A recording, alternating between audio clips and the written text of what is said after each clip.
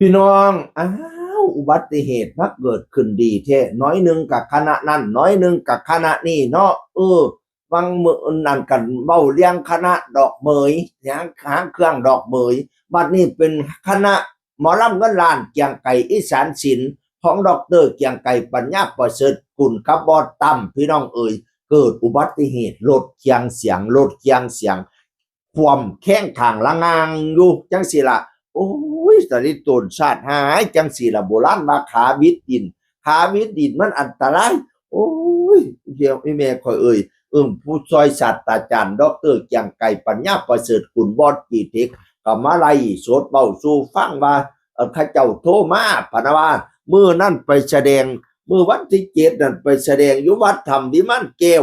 อำเภอเฉลิมพระเกียรติจังหวัดสระบุรีเช้าตื่นมื่นตาแล้วก็เดินทางกลับมาหอดซุ้มแพร่ก็สวยเติมโมเมนต์ใบผุดติเขาเจ้าโตมาว่าบอดข่าวหรือยังลดอุบัติเหตุพนาวานั่นน่ะ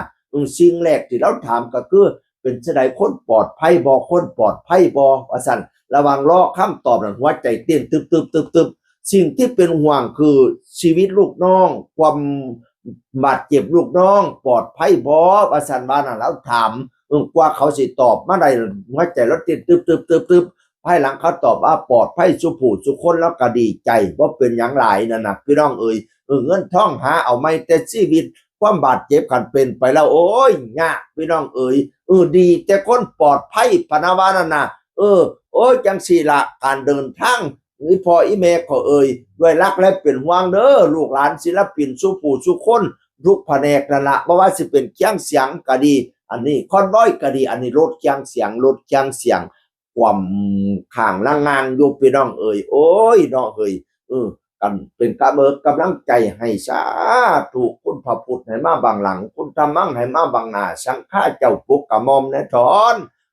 คุณพระพุทธผู้พลโยหอคำคุณพระธรรมผู้พลโยยกหอแก้วพระสงฆ์ยกเลี้ยวย่อไว้ใส่หัวเทพบุตรจันหาเทวดาจันจีเมธธรณีนาคน้ำนางน้อยเมฆขลาแถนปกแต่บูเฮาแถนเถ่าแต่บูล้านลูกมาบ้านหลานมา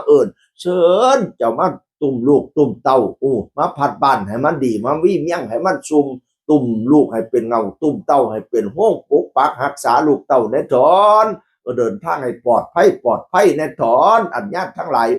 ไปเบี้ยงใต้ให้ผู้มีผัวช่วยเหลือไปเบี้ยงเหนือให้ผู้มีผัวช่วยสร้างสองขอบข้างให้นี่ดอกไม้เงินดอกไม้ค้ำให้ปลอดภัยเด้อลูกเต้าศิลปินทั้งหลายเป็นกำลังใจให้ทีมงานเคียงเสียงรถเคียงเสียงบอลำเคียงไก่อีสานศิลป์เกิดอุบัติเหตุให้แน่แต่บ่เป็นหยังคนบ่เป็นหยังกันเบ้าพื้นสมบัติพัฒสถานรถน้ำข้าวห้วยกันจังหาเอาไม่เที่ยหลังแต่เบิ่งลักษณะแล้วก็บ่เป็นหยังหลายดอกรถก็ได้แต่ก็ต้องไปเช็คก่อนเนาะให้แน่แต่วันที่8บ่มีงานแต่วันที่9นี่มีงานดีวัดกกข่าวนารามตำบลบัวบะหนองบัวบานอำเภอรัตนบุรีจังหวัดสุรินทร์สิไปแสดงจังหวัดสุรินทร์ต่อเป็นกำลังใจให้เด้อจังสิละชีวิตยังอยู่ต้องสู้ต่อไปค่อยไปค่อยมาขับเร็วถึงป่าซ่าขับซ่าถึงจุดหมายขับซ่าเทวดาคุ้มครองขับคึกขนองยมพระบาลทำหาขับซ่าจะอยู่กับพวงมาลัยขับไปจะอยู่กับวางรีดให้มีสติเมาไม่ขับไม่โทเมาอย่าขับอย่าโท